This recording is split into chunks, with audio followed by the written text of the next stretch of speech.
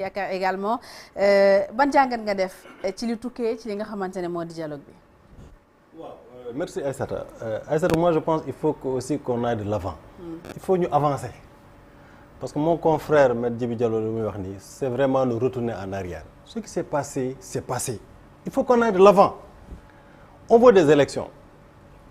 Qu'est-ce qui va se passer le 2 avril et tout ça, mais tout le monde sait qu'aujourd'hui techniquement on ne peut pas organiser des élections avant le 2 avril, en tout cas on ne peut pas les achever avant le 2 avril, loolu c'est un fait. Et le Conseil constitutionnel lui-même avait reconnu qu'il était impossible d'organiser des élections le 25 février et a invité, c'est une invitation, c'est pas une injonction, c'est pas un ordre, c'est pas autre chose, mais boo inviter nit à organiser quelque chose, mais il faut que kooku tam kii organiser, mais moom moo xam les moyens qu'il a et le dispositif qu'il va falloir mettre en place pour organiser des élections boo xam ne transparentes, boo xam ne après il y aura pas de contestation. C'est pourquoi moi je veux même pas revenir sur ce qui s'est passé ay commission d'enquête parlementaire et tout ça parce que c'est du passé. Lii waroon xew na. Il faut qu'on aille de l'avant. Moi j'ai l'impression que ñii waa suñu élection et tout ça, c'est eux qui veulent mettre le pays dans le chaos. C'est eux qui veulent. Parce que li waroon xew na ba pare. Le président de la République a appelé tout le monde autour d'une table. Kaay leen ñu waxtaan. Mais c'est pourquoi moi je félicite le président de la République.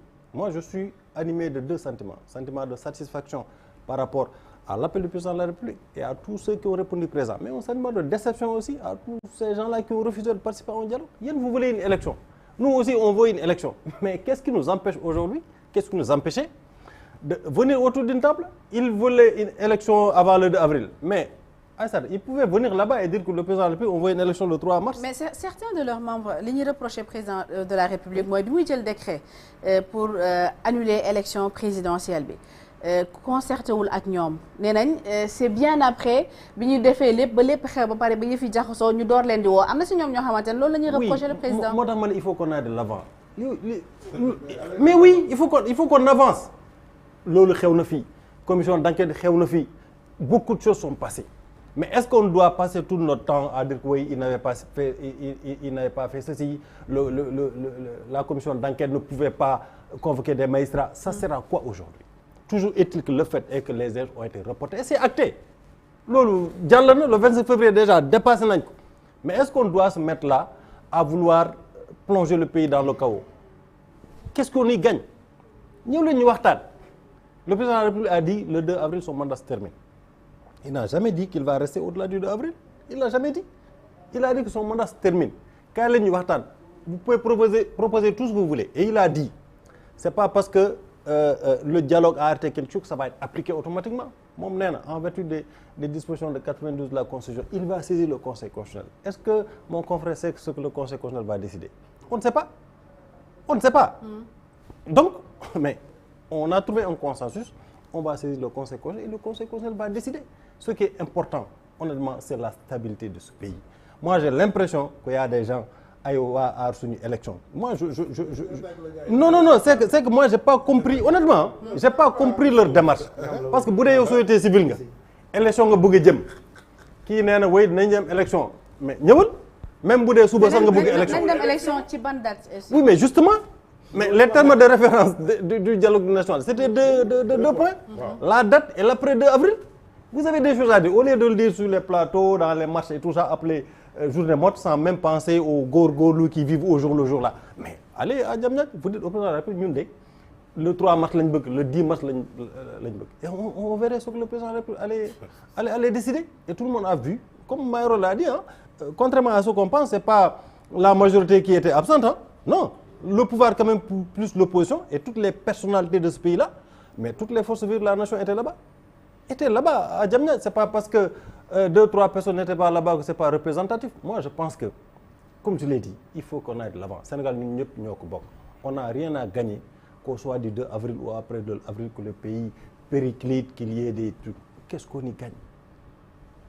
Parce que le dialogue le dialogue je peux lui poser le dialogue non doo ma poser question le dialogue moo mun lépp non est-ce que toi tu penses tu penses qu'une juridiction tu es mon confrère peut revenir sur sa décision sur la pression des hommes politiques est-ce que vous pensez ça ma ne waxuma loolu j'ai dit en tant qu'avocat non ma ne waxuma loolu j'ai dit non doo wax loolu ma ne parce que xam nga le président de la République nekk déglu ma rek xam nga le président de la xam nga République li ngeen di def mooy indi problème ci dëkk bi c'est-à-dire da ngeen di jël Djibi déglu ma Djibi non je vous dis non mais Djibi Aïssatou Djibi déglu ma franchement non kii laay wax non Djibi fii nag du tribunal non il parle du respect du calendrier républicain alors que le 25 est derrière nous personne n'a rien dit non je vous dis que il n'a pas été possible de respecter le calendrier. Non, nous exigeons le respect du calendrier républicain. Maintenant, pour le corriger, il faut nous proposer la date la plus proche.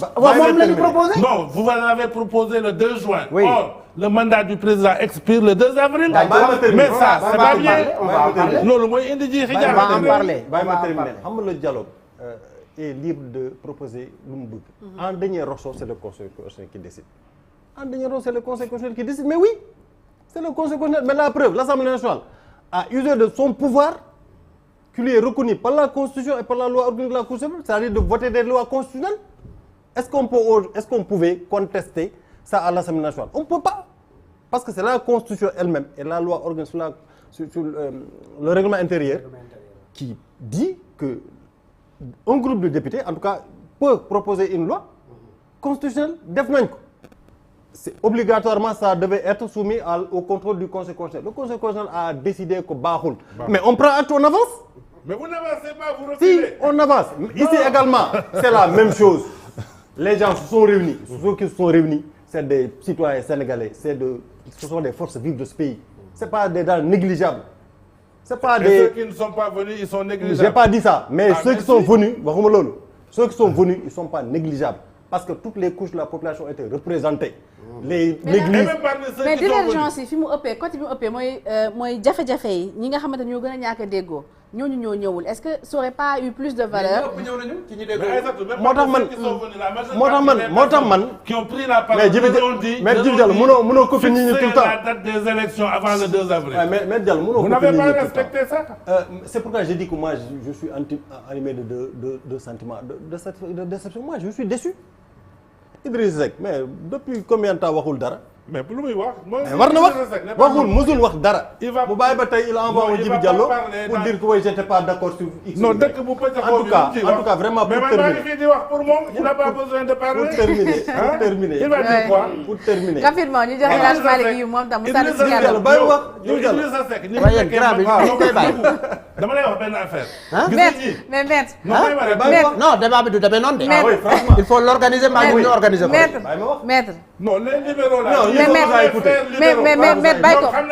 bàyyi ko mooy xam nga bi ngay wax tam dañ laa bàyyi mais bàyyi ko mu wax xam nga bi ngay wax dañ laa bàyyi nga wax ba daaneel léegi bàyyi ko moom mu daaneel ma dem ci El Hadj Malick Youm après léegi nga ñëwaat ayca yow sama ancien ga waaye fii plateau la wax nga sa xalaat bàyyi ma wax sama xalaat. Allez-y, donc allez-y. je disais vraiment pour terminer que man dama déplorer le fait que ñëwuñu parce qu'ils auraient pu venir et proposer maintenant en dernier ressort le dialogue allez arrêter quelque chose le Conseil constitutionnel allez décider en dernier ressort c'est ça la démocratie. Ça la démocratie. Donc voilà. alors maître El Hadj Malick Youm